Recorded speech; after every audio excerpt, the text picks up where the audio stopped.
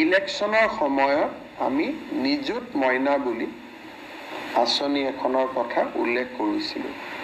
এই আঁচনিখনৰ অধীনত এইবাৰ যিসকলে হায়াৰ ছেকেণ্ডেৰী পৰীক্ষাত পাছ কৰি আৰু মেট্ৰিক পৰীক্ষাত পাছ কৰি কলেজত নামভৰ্তি কৰিলে ছোৱালীসকলে 10,000 আৰু 12,500 টকা লাভ কৰিব। এই আঁচনিখনৰ কাঠামোটো আজি কেবিনেটে মঞ্জুৰি দিয়ে, যিহেতু আমাৰ এডমিশ্যনবিলাক হৈ গ'ল।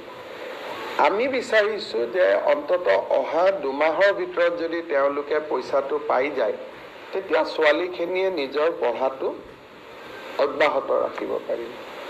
কিন্তু আৰু এটা আমাৰ মাজত পৰামৰ্শ আহিলে যে নহয়, একেলগে 10,000 টকা দিব নালাগে, মাহত 1,000 কৈ দিব লাগে। লাগিলে টকাটো 12,000 হওক, কিন্তু মাহত 1,000 কৈ দিলে ছোৱালীখিনিয়ে টকাটো শিক্ষাৰ কামত লগাব, কিন্তু একেলগে 10,000 পালে মোবাইলো কিনি ল'ব পাৰে। গতিকে এই বিষয়টো আমাৰ ৰণোজ পেগু আৰু চন্দ্ৰমোহন পাটোৱাৰীক লৈ আমি কেবিনেট কমিটি এখন কৰি দিছোঁ। অহা 7 দিনৰ ভিতৰত তেওঁলোকে শিক্ষাবিদসকলৰ লগত কথা পাতি আমাক এটা পৰামৰ্শ দিব যে মাহত 1,000 কৰি দি থাকিম নে একেলগে আমি 10,000 দিম। এই সিদ্ধান্তটো আমি বেছি সময় দিয়া নাই, 7 দিন দিছোঁ, কাৰণ 15 আগষ্টৰ দিনাখন এই আঁচনিখনৰ টকা 1,000 টকা কৰিয়ে হওক বা একেলগে 10,000 টকা কৰিয়ে হওক, যিটোৱে হওক, এই আঁচনিখন আমি অহা 15 আগষ্টৰ দিনাখন শুভাৰম্ভ কৰিব খুজিছোঁ। ছেপ্টেম্বৰ মাহত আজি কেবিনেটে আৰু এটা অনুমোদন দিয়ে যে আমাৰ মাইক্ৰ' ফাইনেন্সৰ লোন 25,000 টকা পৰ্যন্ত আমি NOC দিছিলোঁ।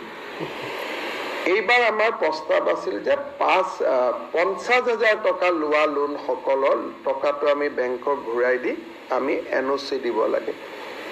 এই আঁচনিখনো আমি আগষ্ট মাহতে ৰূপায়ণ কৰাৰ বাবে সিদ্ধান্ত লৈছোঁ, যাতে আমি যিখিনি প্ৰতিশ্ৰুতি দিছিলোঁ সেই কামখিনি যাতে হ'ব পাৰে।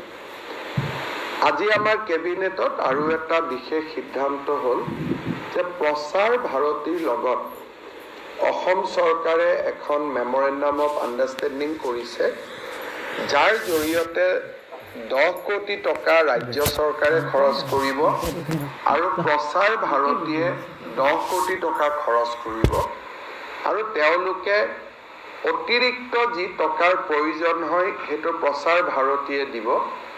52টা এপিছডত লাচিত বৰফুকনৰ এখন তথ্যচিত্ৰ তেওঁলোকে প্ৰস্তুত কৰিব আৰু 52টা এপিছড দূৰদৰ্শনত তেওঁলোকে প্ৰচাৰ কৰিব।